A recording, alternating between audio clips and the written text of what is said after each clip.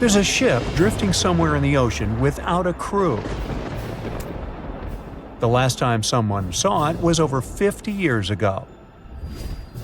Its story reminds of that of the Flying Dutchman, a ship that's bound to sail forever and bring disaster to whoever sees it at sea. At least the legend says so. Unlike the Flying Dutchman, the SS Baychimo was definitely real and built for a German company in Hamburg and began as an ordinary cargo ship. It was trading supplies between Hamburg and Sweden in the Baltic Sea starting from 1914. It had a strong steam engine and a hull made of steel. A few years later, it became British property. Then, in the 1920s, a Canadian company purchased it for around $18,000, a huge amount of money back then. The new owner, the Hudson's Bay Company, was actively using the ship for several years. They would often send it on voyages from its home port in Scotland to Siberia, Alaska, the Yukon, and the Northwest Territories. It also passed through the Panama Canal and even the Suez Canal, with fur pelts for sale on board. Sometimes it would also transport passengers. It had completed 9 successful voyages before this strip of good luck came to an end. Starting from the 1930s, SS Baychimo would have trouble with ice and storms. When it first got trapped in ice in October of 1931, some of the crew managed to escape to Alaska. 15 of 22 sailors decided to stay with their vessel and try to save it. They had furs and other valuable cargo worth around $58,000 aboard. The company sent them supplies to survive the winter. They set camp near the ship out of the hatches, tarpaulins, and other materials, and offloaded the cargo. At the end of November, a blizzard rushed through the area, and it seemed like it had taken the ship with it. The ice platform had survived, but the ship broke free. Some of the crew members were sure it had sunk. But soon after, they heard from one of the locals who had spotted their ship around 45 miles away from their camp. The crew moved on with their lives, and the ship started its journey as a runaway vessel. People would spot SS Baychimo once a year or so, all the way until 1965. It was mostly spotted off the coast of Alaska. A man going to Nome with his sled dog, along with prospectors, explorers, and treasure hunters, all claimed to have seen SS Baychimo. Someone tried to board it and take it to port, but ended up stranded on it for days because of horrible weather. Others got luckier and managed to take a whaleboat, some furniture, and other valuables from the vessel. Those who got close to the ship saw that it was damaged and missing the propeller. Still, it stayed afloat without a crew for at least 38 years and became the longest sailing ghost ship in history. In 2006, the Alaskan authorities started a project to solve the mystery of this ghost ship of the Arctic and finally find SS Baychimo, either still above or below the water. So far, the project has not been a success. SS Baychimo remains one of the estimated 4,000 ships that have disappeared off Alaskan shores. If the legend of the 17th century isn't lying, this ghost ship could be sailing somewhere along the Flying Dutchman. It belonged to the Dutch East India Company. Its captain managed to do the impossible for that time and sailed from Holland to Indonesia in only 3 months. They said he was flying over the sea, and some evil tongues explained that he had made a deal with evil forces to achieve that. Once the ship was sailing back home, its captain and crew disappeared without a trace. There are many versions of what happened to it. One of the first ones said it had tried to enter port at the Cape of Good Hope, got in a terrible storm, and sank as there was no captain to save it. Another legend says the captain had refused to obey the skies to let the ship sink during the storm. A scary life form then struck the boat and the crew, and it was condemned to forever wander without rest. Many sailors claim to have spotted the wandering Dutchman. The Duke of York, who was to become King of England, mentioned having seen it in Australian waters. Right after spotting the ship, the man who saw it first fell from the top of the mast and didn't survive. There were more encounters with this legendary ship up to the middle of the 20th century. Ships would nearly collide with it as the Flying Dutchman jumped out of the blue. Scientists have a more logical explanation for this mystery: Fata Morgana, not to be confused with Hakuna Matata. Now, when you're out at sea on a hot day and the air is all wavy, it feels like when you look at the road on a scorching summer day. That's because of something called atmospheric refraction. When light passes through different layers of air with different temperatures and densities, it bends and twists. Sometimes, under certain conditions, this bending of light can create really bizarre optical illusions over the ocean, like sightings of the Flying Dutchman. The Fata Morgana phenomenon can make distant objects appear distorted, stretched, or even lifted above the horizon.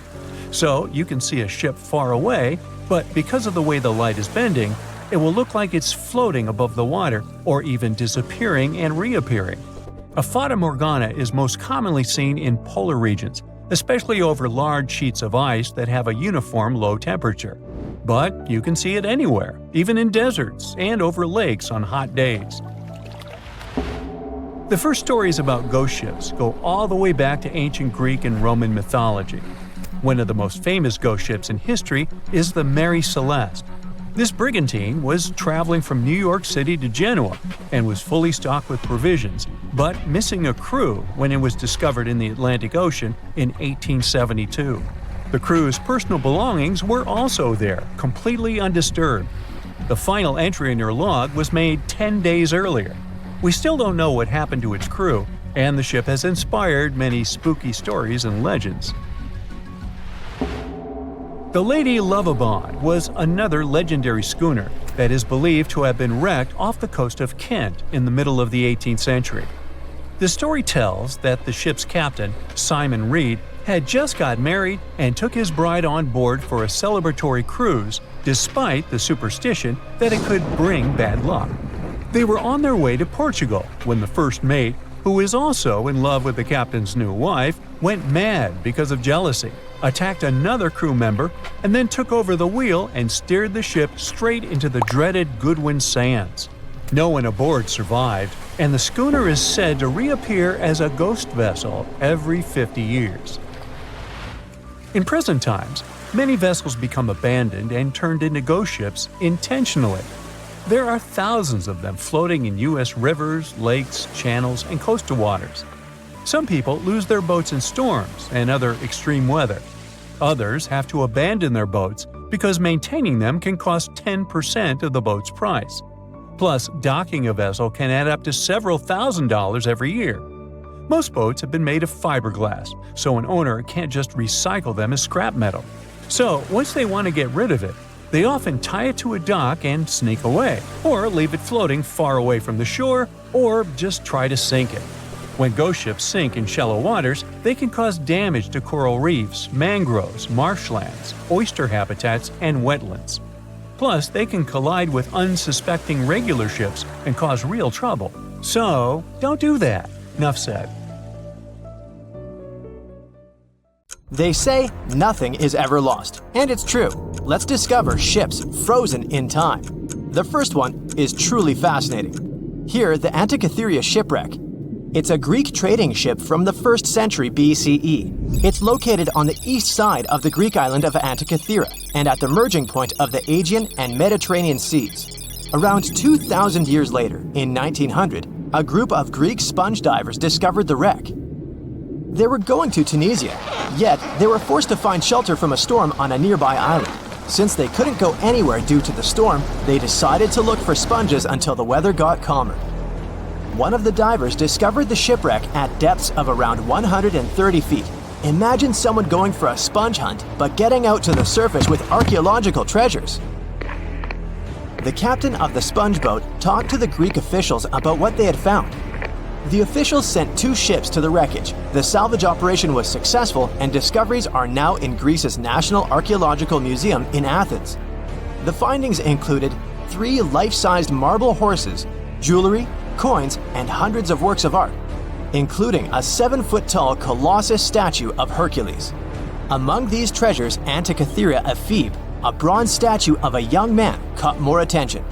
Because the ephebe doesn't comply with any familiar iconographic model, and there are no known copies of his type, he held a spherical object in his hand. Scholars have different theories of who that person could be, but they are not in a consensus yet. More than 70 years later, Jacques-Yves Cousteau and his team went to the area and recovered hundreds more artifacts and the remains of 4 people. Interestingly, they discovered a complex set of interlocking gears capable of predicting the movement of the sun, moon, and several planets. The mechanism can also show the times of solar and lunar eclipses years into the future. Think of this Antikythera mechanism as an early computer calendar, to plan significant events like agricultural activities, religious rituals, and Olympic Games. These artifacts found in the Antikythera wreckage are some of the most important findings in modern archaeology. Just the Antikythera mechanism itself has changed our perception of the limits of ancient technology. The mechanism has a sophisticated design and was made over 1,000 years ago. After all these amazing discoveries, experts believe that the wreckage site has remained largely unexplored and is mostly because of its location and the landscape of the seafloor on which the ship rests. The wreck is too deep for scuba divers but too shallow to use something like a submersible. A survey made on the seafloor in 2012 showed evidence of a second wreck about 800 feet to the south. It's clear that this area has a lot to offer humanity. What would happen if those sponge hunters didn't go to the area? Scientists found a shipwreck in Antarctica at the bottom of the Weddell Sea 107 years after it sank. The name of the ship was Endurance, and it was the lost vessel of Antarctic explorer Sir Ernest Shackleton. Scientists who laid eyes on it decades later say it is among the greatest undiscovered shipwrecks ever. That is why they filmed the whole discovery. The video shows the remains of the Endurance and proves it is still in remarkable condition. It has been sitting in 10,000 feet of water for over a century, yet it looks like it sank very recently. So the story goes like this. The ship was crushed by ice and sank in 1915. Shackleton and his crewmates had to escape by themselves in small lifeboats. From then on, it was all about survival. Shackleton imagined to get his crew to safety. Then, the ship sank. Yes, this is a pretty impressive story. But why did scientists prize this ship? Firstly, Shackleton's Imperial Trans-Antarctic Expedition sailed to make the first land crossing of Antarctica. Yes, the crew was trapped in ice, but the intention was important. Secondly, it's about the challenge itself of finding the shipwreck. The Weddell Sea is almost always covered in thick sea ice. The same ice that made the Endurance sink. Getting near the presumed sinking location is super hard, let alone being able to conduct research. Experts of the modern expedition team foresaw the time when the lowest extent of Antarctic sea ice would come using satellite images. They realized that the weather was in their favor to start an expedition. Dr. John Shears said that they have successfully completed the world's most difficult shipwreck search, fighting against constantly shifting sea ice, blizzards, and temperatures decreasing to -0.4 degrees Fahrenheit. Yeesh, I can't imagine the worst conditions in Antarctica if these conditions are in their favor.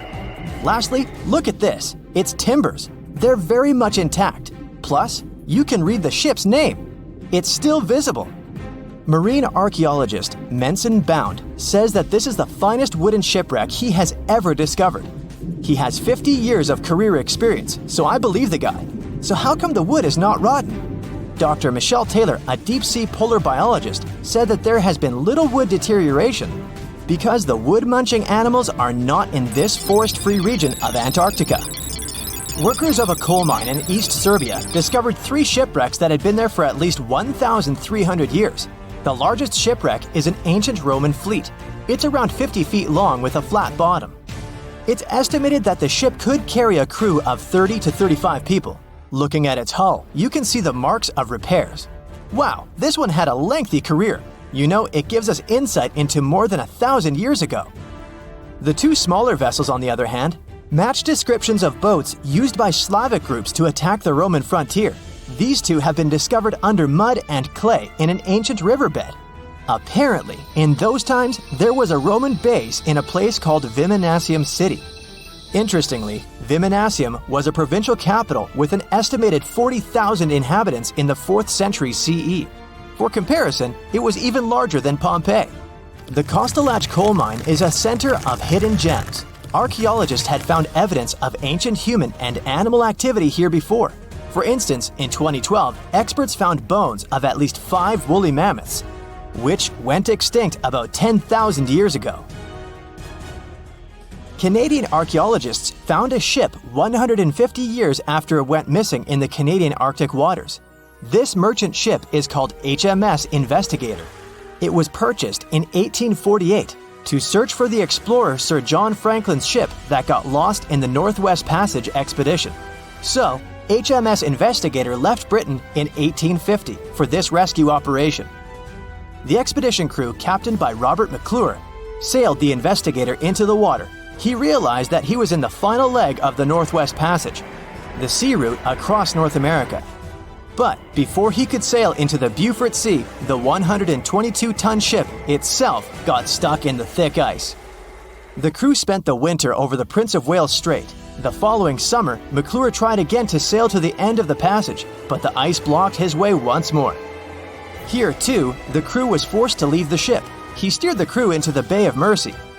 There, they were to remain until 1853 when the crew of the HMS Resolute rescued them. Imagine a crew of 60 people who had to spend 3 winters in the Arctic without even knowing if they would survive. Later on, the ship was found sitting upright in about 36 feet of water. It was in very good condition. Arctic water has prevented the outer deck of the vessel from deteriorating quickly. The outline of the ship and its timber can be clearly seen. Plus, archaeologists have uncovered artifacts on land left by the sailors. They had unloaded everything before abandoning the Investigator. 3 sailor graves and 1 British naval shipwreck had also been discovered in the area. I wonder what else they could find there. Wow, it's the only place where 1 minute you're learning 17 natural ways how to get rid of houseflies, and the next, you're taking an epic journey straight into a black hole. More than 10 billion, with a B, views in total. That's 47 billion minutes watched, or more than 70,000 years. That's all the way back to the Ice Age. No, I wasn't around then. 40,000 videos, hundreds of topics, and most importantly you, a whole 44 million of you. Our viewers. We could populate an entire country if we wanted to. We'd like to continue helping you learn and giving you useful skill improvement tips. Got a thirst for knowledge? We've prepared 4 masterclasses on creating a 2D character animation from scratch, 10 hours of video lessons, practical tasks using professional software, and additional materials that you can use with your own projects. Get the full course now and create your own animated masterpiece. As an experienced sailor and the first man to ever sail non-stop on his own around North and South America, Matt Rutherford has seen a lot during his voyages. But what he saw in 2013 while sailing through the waters of the Atlantic with his colleague surely stands out. Some 800 miles off the coast of Bermuda, not far away from the famous Bermuda Triangle, they noticed a boat that seemed to be moving by itself. The sails weren't up and the motor wasn't running. The sailors decided to check if there was someone who needed their help aboard, so they moved closer to the mysterious ship. Once they got there, things only got weirder, as they realized there wasn't a living soul aboard. Rutherford started filming to document their discovery. The boat looked so awfully abandoned that they expected to find some pretty scary things in there. But it didn't stop Rutherford from searching the vessel. The boat, which turned out to be named Wolfhound, looked like an upscale one, probably costing hundreds of thousands of dollars. It was pretty weird to find it floating by itself in the middle of the ocean. It seemed like whoever abandoned it was leaving in a rush. There were clothes and other personal belongings all over the main cabin. Some parts of the ceiling had fallen and some drawers had popped open. The brave sailors decided to tow the ghost ship back to Bermuda. It wasn't easy because Wolfhound was bigger and heavier than their boat. After days at sea, the crew was running low on fuel and asked a passing freighter to stop and give them some gas. They kept pulling Wolfhound until the tow line got wrapped around the rudder and they realized they could get stranded in the Bermuda Triangle. So they had to abandon the ship. What really happened and how Wolfhound ended up in the middle of the ocean will probably remain a mystery. Rumor has it that it belonged to a member of the Royal Irish Yacht Club. The ship was going on its first voyage from Connecticut to Bermuda and then Antigua. It got in a terrible storm around 400 miles away from Delaware. The winds were so strong that the yacht suffered 2 knockdowns. A Greek cargo ship rescued the crew. They left the ship with an emergency beacon on. The rescued crew members shared that they saw the ship sink, which only adds more questions to the story. How did it get back to the surface? Does the Bermuda Triangle have anything to do with that? Christopher Columbus himself reported some unusual compass activity going on in this mysterious area while he was on his way to the New World. Despite the stories of more than 50 ships and 20 planes disappearing in the area, it remains one of the most heavily traveled shipping routes in the world. Some skeptics believe that this fact solves the Bermuda Triangle mystery. It could make sense because the busier the area, the more accidents happen there. But then again, it's not the number of disappearances that makes the place so mysterious. It's the lack of explanation and wreckage lost for good. The first ever confirmed ship to vanish in the Bermuda Triangle was the USS Pickering. In 1800, it departed from the US on its way to the West Indies. The ship sailed into the Bermuda Triangle along with its 90-man crew. No one ever heard anything from them ever since. The popular explanation is that the ship was taken out by a storm. But because no one found any wreckage, we'll never know for sure. The largest ship that has ever disappeared in this mysterious area was the USS Cyclops. In March 1918, carrying a crew of 306 people, the USS Cyclops left Barbados and headed home to Baltimore. The ship passed through the Bermuda Triangle on its journey and vanished into thin air, or rather, water. The Cyclops never sent any distress signal and disappeared without any explanation or trace. The Bermuda Triangle isn't the only place in the world where ships go missing or mysteriously resurface. One of the most famous ghost ship stories would be of SS Baychimo. The large cargo steamer was built in Sweden. On October 1, 1931, it got caught in pack ice. The crew decided to wait it out and managed to break free after a couple of days, only to get trapped again in less than a week. This time, they didn't manage to make it out. A rescue team went by air to save 22 of the crew members. 15 other members stayed in a wooden shelter they built not far away from the ship. Their plan was to wait out the winter and get back aboard. At the end of November, a strong blizzard was rushing through the area. When it was over, Baychimo seemed to have gone away with the storm. The captain decided it must have broken and sunk, but a few days later, a local hunter informed them that he had seen the ship around 45 miles away from their camp. The crew managed to find the ship and took the most valuable cargo from its hold. They had fears that Baychimo wouldn't live through that rough water, but it did manage to survive after all. Once the ice was gone, it floated away and ended up drifting along the shores of Canada and Alaska. Many people reported seeing the ghost ship in an open sea. Some even tried to board it to save the ship, but the weather didn't allow it to happen. The last time someone saw SS Baychimo was in 1969, 38 years after its crew had left it. It could still be drifting somewhere in the ocean. The story of MV Joyita happened in the South Pacific. The ship was originally a wooden luxury yacht. After serving for 20 years to various owners, it became a merchant ship. In 1959, it set on a trading voyage that was supposed to last around 2 days. When it didn't reach its destination on time, no one was worried at first, as things happen in the open waters. After another day, and no distress signals from the Joyita, it was obvious that something serious was going on with it. There were 25 people aboard, and their families wanted to find them. A search and rescue crew worked for 6 days looking for the ship, or at least its wreckage, in an area of nearly 100,000 square miles. That's 1.5 times as big as Florida.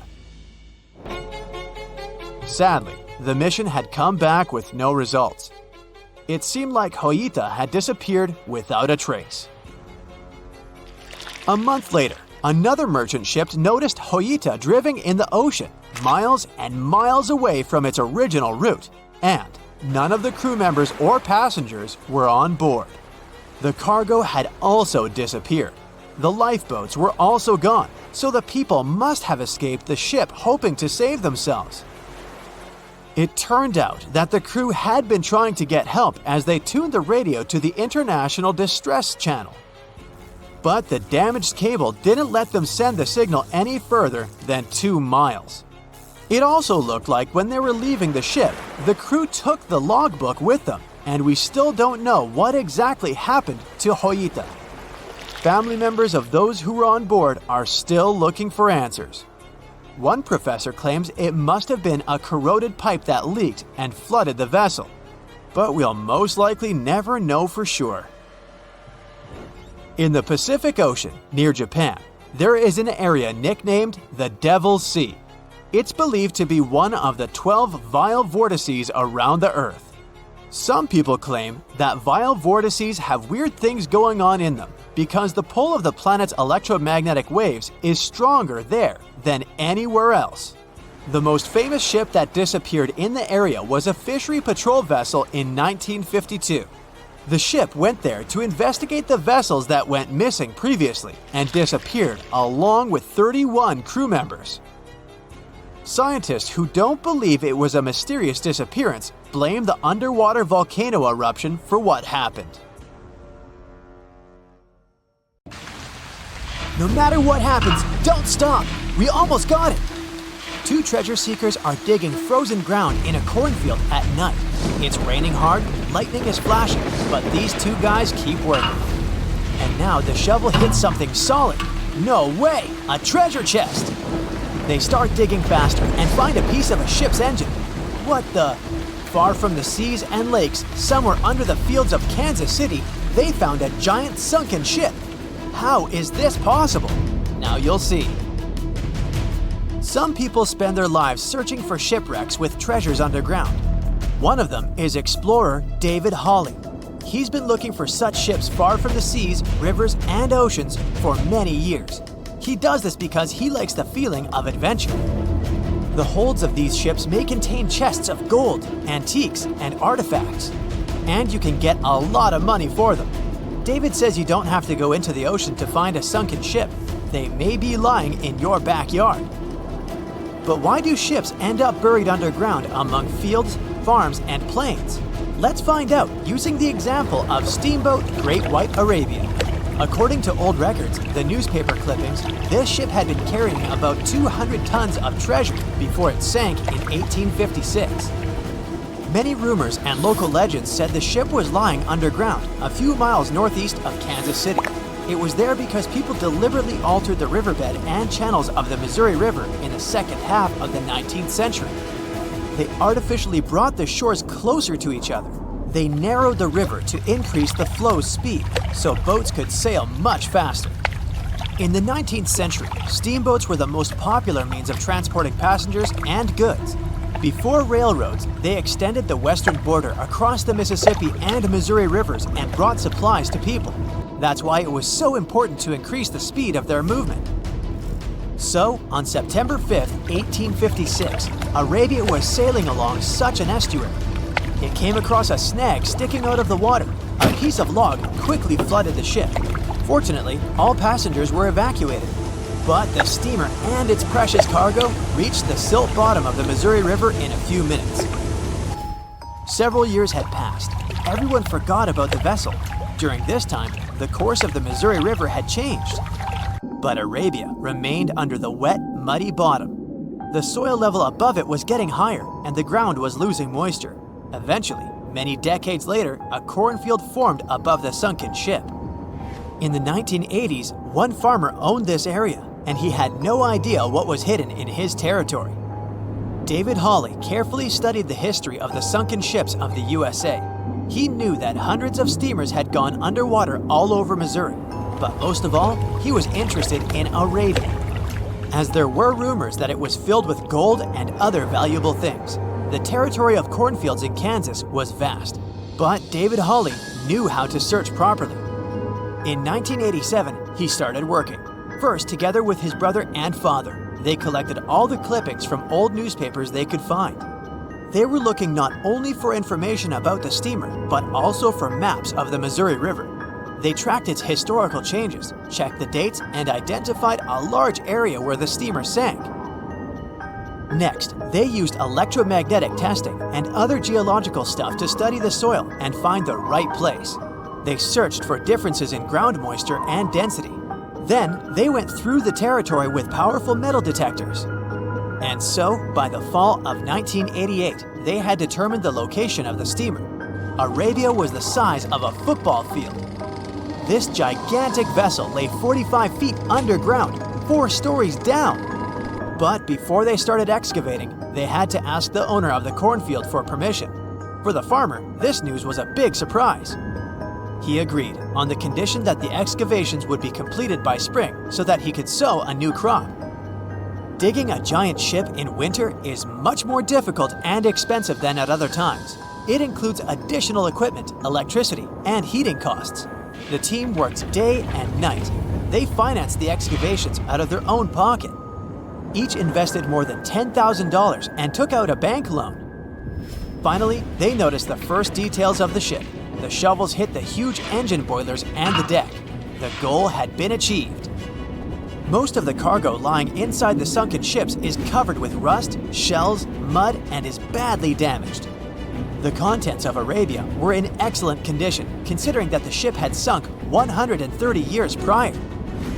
Unfortunately, they didn't find the chests of gold. Still, they got several tons of other valuable cargo, household items of people who lived in the middle of the 19th century. It was a time capsule. The ship was carrying supplies for hundreds and thousands of people, and all these things were perfectly preserved. For example, they could clearly see the brand stamp Goodyear Rubber Company on one rubber shoe. The longer the excavations continued, the more things David and his team found. In the barrels, they found plates from the 19th century. They were intact and usable. Also, there were clean clothes, thousands of pairs of shoes, harpoons, frying pans, and umbrellas. The ship was carrying cargo to supply about 16 small towns. Yes, it's not gold, but such artifacts are also precious. The contents of the ship could be worth millions. However, the crew wasn't going to sell these things.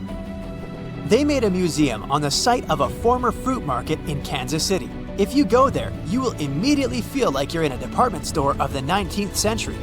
There are thousands of items in good condition. Even the matches here are dry enough to light up. It took David many years to present the entire collection from the steamship. He values each of the items and doesn't want to sell them. Anyone can come here, pay for a ticket, and find themselves in the past. Who knows, maybe there's an old ship hidden in your backyard too. Geologists found an older vessel in the hot desert of Namibia in 2008.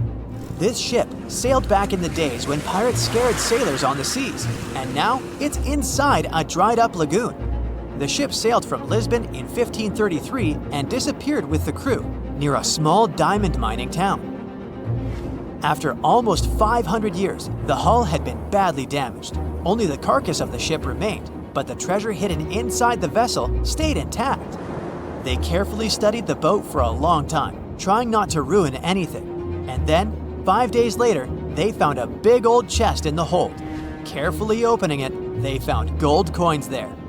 Thus, the cost of the ship was estimated at about $10 million. The exact cause of the shipwreck is unknown, but experts believe the ship was destroyed by heavy cargo and bad weather. It went to the bottom of a lagoon that later became a desert.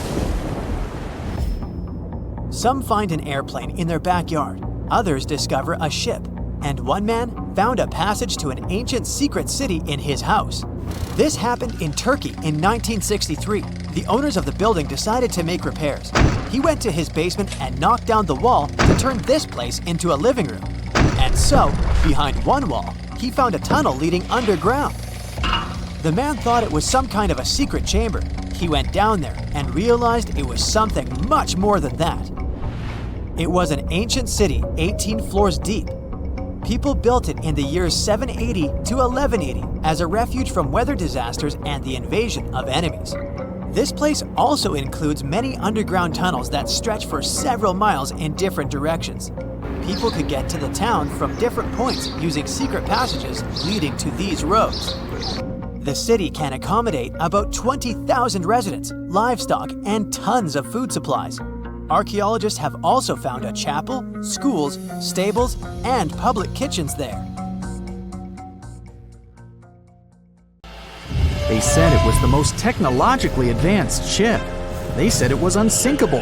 And when it sank, they made a movie about it. These were the main reasons why the Titanic disaster became world famous. But unfortunately, this is not the only large-scale shipwreck. And sadly, there have been cases much worse than the tragedy of the Titanic. One of them occurred on April 27, 1865. The Sultana steamboat carried passengers and cargo daily between St. Louis and New Orleans. It was a pretty large wooden boat with 3 decks and was 260 feet long and 70 feet wide, almost twice the size of a basketball court. The ship could carry about 350 passengers, but on that unfortunate day, more than 2,000 people were on it. On April 23rd, she was making a routine voyage from New Orleans when it broke down. Something was wrong with the boiler, so the vessel docked in Vicksburg for repairs. At the port, the ship's captain, James Cass Mason, found out about an excellent opportunity to earn a lot of money. All he needed to do was to transfer a large group of former prisoners to the north. The captain agreed to do it, but the problem was that the boiler required a lot of time to repair. Mason was afraid that his competitors would take the job, so he decided to sail despite the malfunction the ship had. He patched up the holes in the boiler instead of a big repair and invited all the ex-prisoners on board. So, there was a broken boiler, an excess number of passengers, a lack of lifeboats, and not the best river conditions. Also, the captain refused to send the ex-prisoners to the hold, so they were all with ordinary passengers. There were strong chances for a shipwreck, but the greedy desire to earn more money was stronger. The Sultana went on a voyage and sailed up the river for 2 days.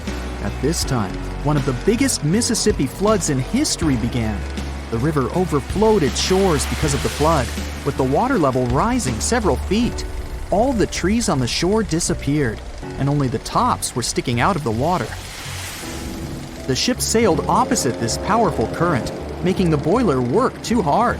On the evening of April 26th, the Sultana arrived in Memphis, Tennessee, and they loaded even more, 120 tons of sugar and 200 passengers. She got incredibly heavy.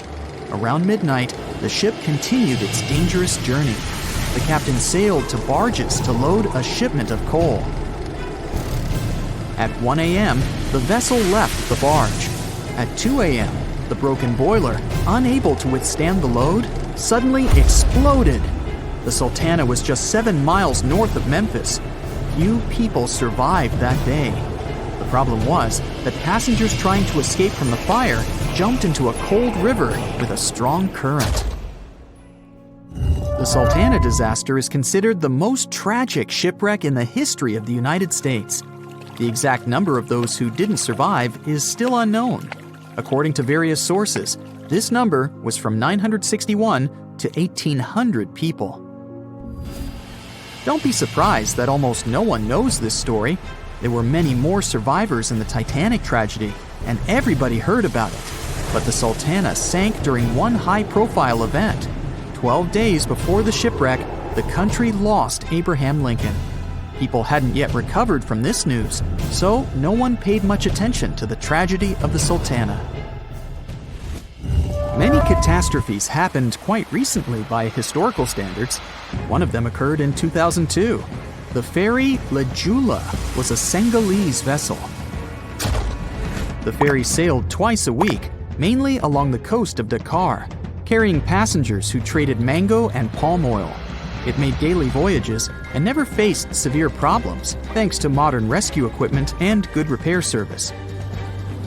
But one day, the ship's crew discovered a malfunction and sent the boat to port.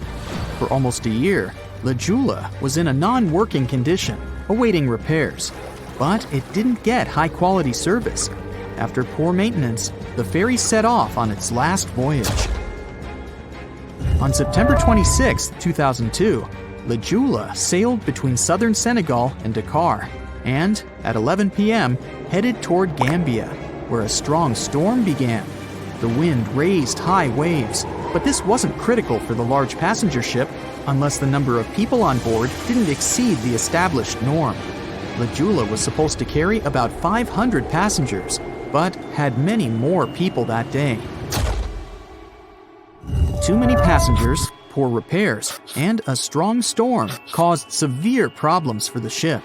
But the main factor in the shipwreck was that Joola was only built for sailing in coastal waters, but that day it sailed far from the shore.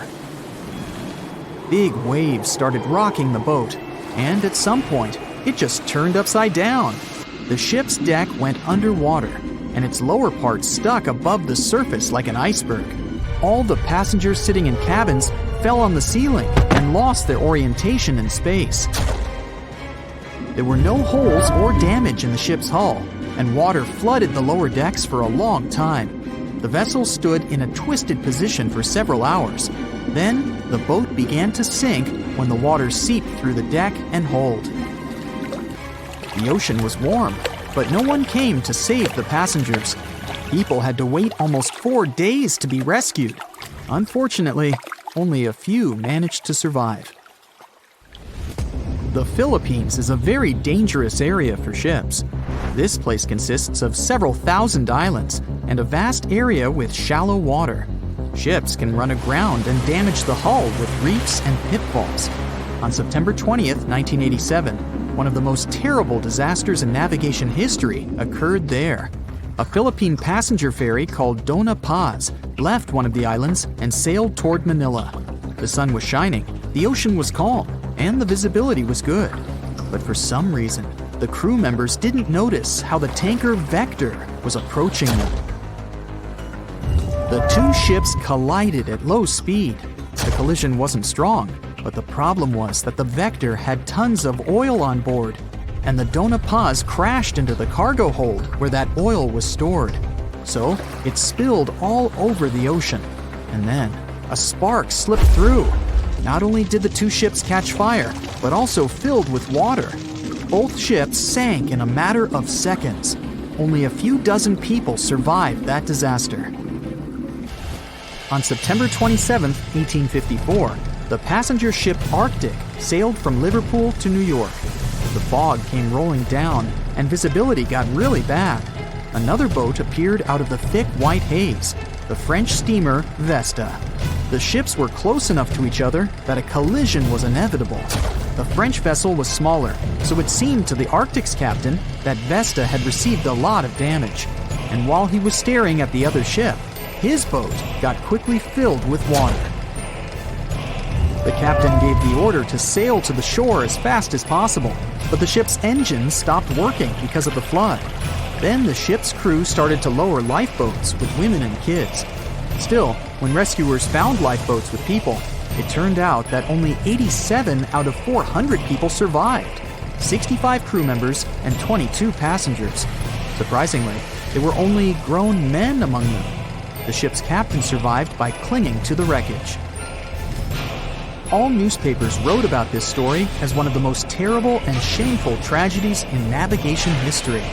The survivors were criticized because they didn't save women and kids, and the crew members were accused of violating the law, since the safety of passengers should be higher than the safety of sailors. But despite this, none of them were brought to responsibility. Unfortunately, shipwrecks still occur to this day, but fortunately, there are fewer of them than before, thanks to modern navigation systems and radar. but no technology can guarantee there won't be a super strong storm or any other emergency that no one can foresee. Strange things occur in the cold waters of Antarctica. One of these things happened to a ship called Jenny. It was a small schooner whose history began in 1822. The boat and its crew set sail and disappeared a year later. For 18 years, the ship was considered sunk. People forgot about it, but in 1840, the vessel reminded the world of itself. That year, the whaling ship Hope sailed through the Drake Channel in Antarctica. The crew members noticed a ship among icebergs. It was the schooner Jenny. It was floating slowly in the dark, with no signs of life. The captain of the Hope, Mr. Brighton, gave the order to approach the mysterious vessel. They thought it was some creepy ghost ship, but as they came closer, they noticed crew members on the deck. The sailors of the Hope called out to them, but received no answer. This time, it became clear that something terrible had happened to the Jenny. When Brighton boarded, he realized that the Jenny crew members weren't missing. They were here. Frozen people stood like statues. Brighton went down to the lower deck and found the captain. He was sitting frozen at the table, holding a pen. Brighton looked at the logbook. The last record was made on May 4th, 1823. The captain wrote that he was the only living member of the crew. They spent 71 days without food. It seemed that the ship got lost in the sea because its captain went off course or sailed into an iceberg, but no one knew for sure. After that, nobody ever saw the Jenny again. According to rumors, the crew of the Hope abandoned the frozen ship and left it to drift in the cold waters. According to other rumors, this whole story is fiction. The story of the Jenny was described in a German magazine in the middle of the 19th century. Still, there was no further evidence of the ship's existence. Already in our time, Cambridge University decided to explore the case of the Jenny.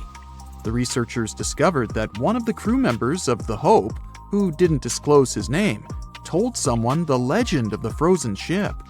Someone shared the story with another guy, and it was published in a German magazine called Globus. And that's all. There was no other evidence. One of the most famous ghost ships was the Mary Celeste, and there's no doubt about its existence.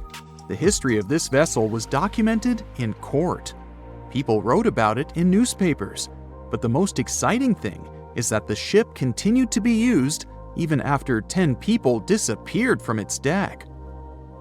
The history of the Mary Celeste began in Canada in 1861. When it was first built, the ship was called the Amazon. It changed captains several times, and it also hit some rocks. The boat was sold, bought, then sold again, repaired, and sailed under the name Mary Celeste. In 1872, it had a new captain, Benjamin Briggs. He was a decent, brave man with a lot of experience in navigation.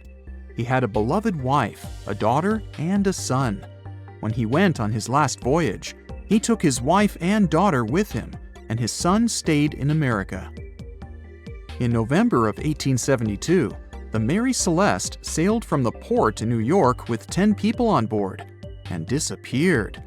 8 days later, another ship, the Dei Gratia, also left New York and followed the same route. Dei Gratia's captain, David Morehouse, noticed the Mary Celeste and immediately realized something was wrong.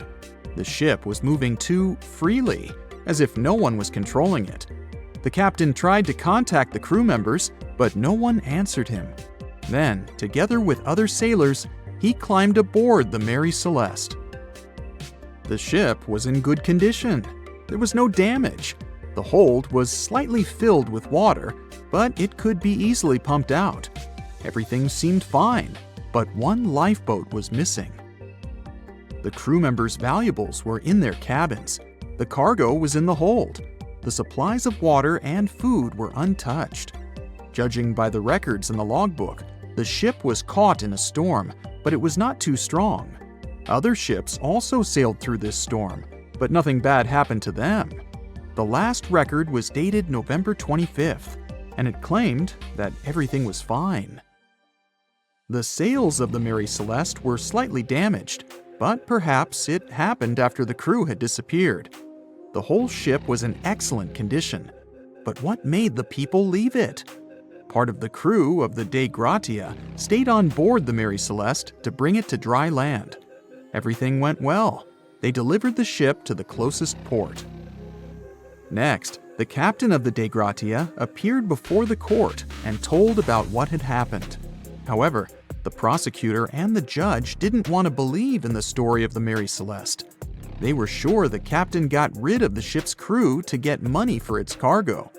According to the maritime laws of that time, if you found a ghost ship with valuable cargo, then a substantial part of this cargo belonged to you. So, many people thought that David Morehouse decided to earn some money. This version seemed to be more valid than the one about the mysterious disappearance of 10 people. Fortunately, no one accused the captain of committing a crime. They thanked him for his service and gave him a monetary reward. However, his reputation was damaged, which greatly affected his career, as many believed he attacked the crew of the Mary Celeste. But even after this terrible case, trial, and investigation, the story was not over. The Mary Celeste was still an expensive and efficient vessel. It sailed several times, but then one captain crashed it into the reefs to get insurance. The court revealed this deception and accused the captain of intentional property damage. The story of the Mary Celeste became famous all over the world. People began to build their theories, realistic and not. Someone believed the ship had sailed through the Bermuda Triangle, but this version was quickly refuted, as the route of the Mary Celeste passed thousands of miles away from the Bermuda region. Did the Kraken or another giant monster attack the ship? Nope. Since the boat was found in almost perfect condition, there were no signs of a struggle. One of the most popular versions was that the crew of the Mary Celeste stole some valuable cargo and sailed to Spain on the rescue boat. However, those who knew Captain Benjamin Briggs said he was a good, honest man. Besides, he had a son in New York, and Briggs would never leave him. A more thorough investigation revealed that a series of accidental circumstances could have caused the disappearance of the ship's crew. Before its last voyage, the vessel delivered coal. Perhaps the pump intended for pumping water got clogged with coal after that, and when the ship got into a storm, the hold filled with water and the pump broke. The captain couldn't understand the amount of water because numerous barrels in the cargo hold blocked the view. Benjamin Briggs assumed it was dangerous to stay on the ship during a storm, so he evacuated with the passengers on a lifeboat. Perhaps they were close to land and decided to sail there, but the storm intensified and overturned the boat. Also, one record in the log journal said that the chronometer was faulty. It was a device that helped to determine your location at sea using longitude. Briggs got lost and didn't know which way to sail. The storm was strong, and he couldn't determine whether the ship would sink. Perhaps Briggs decided to leave the ship in a rescue boat when he saw the coast of the Azores. The uniqueness of this ghost ship case is that, unlike many others, you can investigate it yourself. There's a lot of information about the Mary Celeste on the internet. There are documentaries and research articles. Perhaps you'll be able to notice something that others haven't seen and solve the mystery of the disappearance of 10 people. At the beginning of the 20th century, somewhere off the coast of West Africa, a German steamship was leaving the port. Suddenly, the weather got worse, and the vessel entered a thick fog. The sailors ran aground on a sandbank close to the shore. Luckily, no one was hurt, and they were even able to save their precious cargo. But the ship was stuck in the sand for good. And it was not alone there. Nearly the entire length of the western coast of Namibia is called Skeleton Coast. If the name sounds scary, that's because it is. This 976-mile-long beach line is among the most dangerous places on Earth. The local Bushman tribes believe that their supreme deity made this land when it was angry. The Portuguese were the first Europeans to set foot in Namibia in the 15th century. And yep, they didn't like Skeleton Coast either. Portuguese explorers thought this land presented the gates to the underworld. This is the place where the Namib Desert meets the Atlantic Ocean. It might be dangerous, but it's actually beautiful. Plus, it's a UNESCO World Heritage Site. If Skeleton Coast had a PR manager, they would quit on the first day on the job. The area is not exactly tourist-friendly because of its geography and history. Beneath the sand and the waves, there is a secret ocean currently lurking for unsuspecting sailors. It's called Benguela Current. It flows towards the north along the coast of southern Africa. This part of the Atlantic is rich in marine life, but the current's land neighbor isn't that happy with the deal. This arid climate created the Namib Desert, one of the driest regions on Earth. And that marine life I just mentioned? It's sharks. 11 species of them to be exact. And yes, the great white decides to pop by once in a while. So far, we've got a desert landscape, strong currents, and sharks. Not a place for a beachside resort, definitely. But if someone ends up on Skeleton Coast, will they know they're in danger? Don't worry, they will. The beach is littered with wrecks of all sizes and shapes. If you remember that German ship I mentioned in the very beginning, its massive and rusted stern is now sticking out from the desert sand. There are some 500 wrecks in total scattered along the coast, and it's a mixed crowd, from Portuguese galleons centuries old to ships that ran ashore here in the 21st century. A modern fishing ship called Zela India managed to slip from its tow rope in 2008 and ended up on Skeleton Coast. Okay, it didn't escape on its own, it had some help from the elements. But it's better to be a tourist attraction on a beach than to be broken up for scrap. That's where the trawler was originally going, poor thing. Skeleton Coast's most famous inhabitant, to call it such a place, is the wreck of the Dunedin Star. The British cargo liner ran aground here in 1942. The massive rescue operation that followed reveals why it's so dangerous for sailors to end up here. The rescuers managed to save all of the crew and passengers, but at a heavy price. An aircraft and a tugboat were lost in the process. It took the last of the rescuers a full 2 months to return home to Cape Town. Why, you might wonder? One look at the map of the region reveals the reason. It's an endless sea of yellow, which is the sand. There are so few roads here, so Skeleton Coast is hard to reach by land. There are also legal obstacles. You need a special permit to drive into the area. But the skeletons in the name of the area don't only refer to ships, they also stand for animal bones. Most of these belong to whales and seals.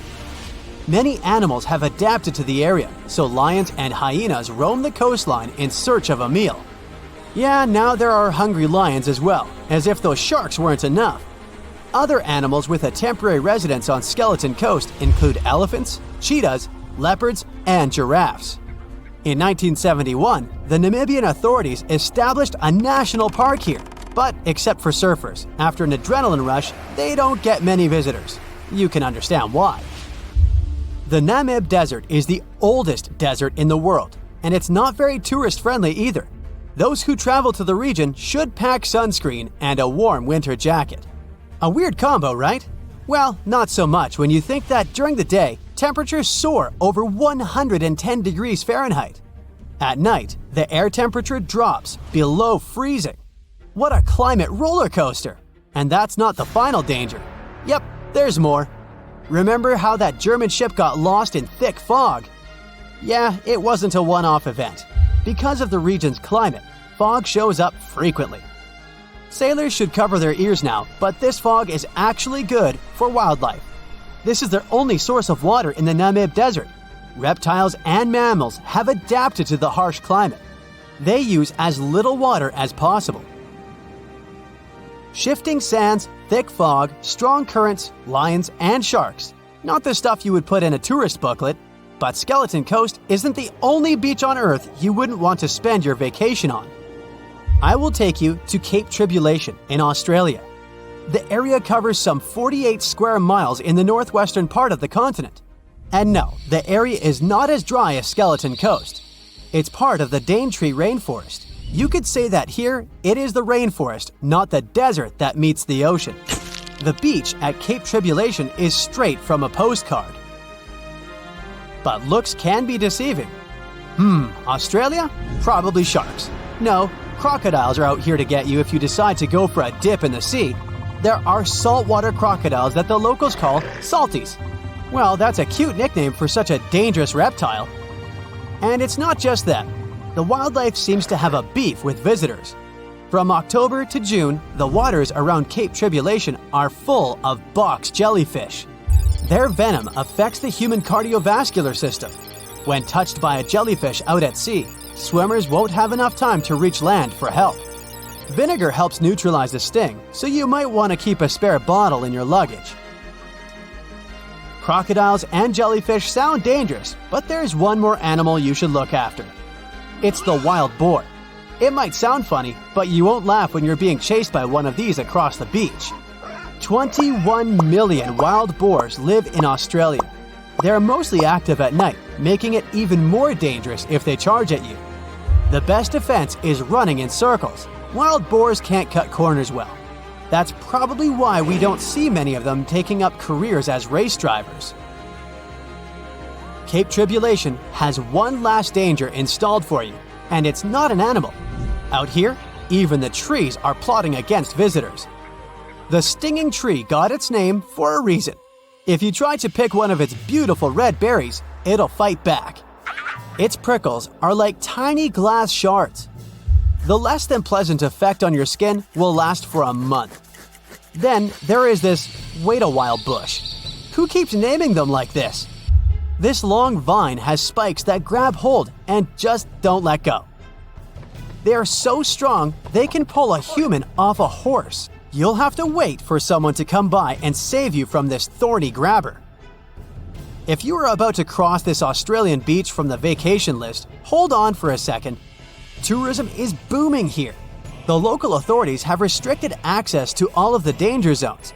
Visitors go swimming in dreamy water holes that are surrounded by lush vegetation. There are even ropes to swing from. Now, that's a beach you can finally relax on.